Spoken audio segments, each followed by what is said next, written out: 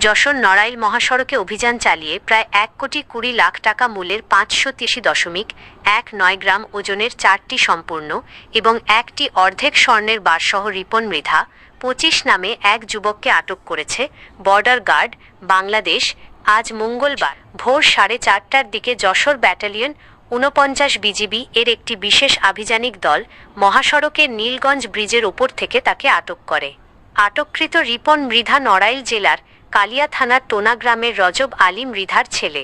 BGB সূত্র জানায়, গোপন সংবাদের ভিত্তিতে বিজিবির একটি চৌকস দল নীলগঞ্জ ব্রিজে অবস্থান নেয়।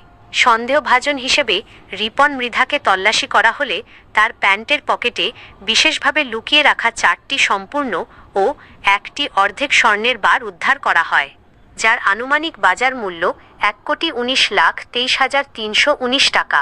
এছাড়া তার কাছ থেকে ১৭,০০০ টাকা মূল্যের একটি মোবাইল ফোন এবং নগদ ১০,৬১৫ টাকা জব্দ করা হয়।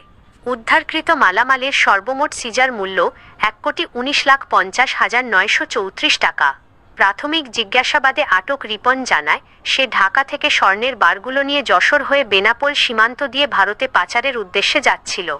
এ বিষয়ে যশোর বিজিবি অধিনায়ক লে কর্নেল গোলাম মোহাম্মদ সাইফুল আলম খান পিএসসি জানান, বেশ কিছুদিন ধরে বাংলাদেশ থেকে ভারতে স্বর্ণ পাচারের প্রবণতা বৃদ্ধি পেয়েছে।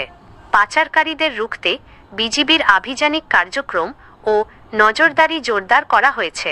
এরই ধারাবাহিকতায় আজকের এই অভিযান সফল হয়েছে এবং সীমান্তে বিজিবির এ ধরনের চোরাচালান বিরোধী অভিযান সবসময় অব্যাহত থাকবে। আটককৃত আসামির বিরুদ্ধে মামলা দায়েরের পর তাকে যশোর কোতোয়ালি মডেল থানায় হস্তান্তর করা হয়েছে বলে নিশ্চিত করেছে বিজিবি। আপনারা দেখছেন এ নিউজ বাংলা সংবাদ।